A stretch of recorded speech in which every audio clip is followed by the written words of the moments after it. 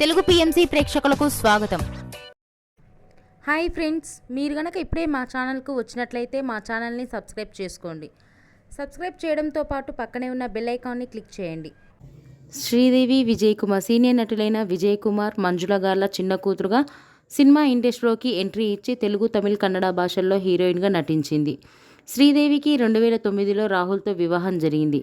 వీరికి ఒక కూతురు ఉంది, పేరు రూపిక. తాజాగా శ్రీదేవి విజయ్ కుమార్ తన లేటెస్ట్ ఫొటోస్ని అభిమానులతో పంచుకుంది. ఆ ఫొటోస్ని మనం కూడా చూసేద్దాం.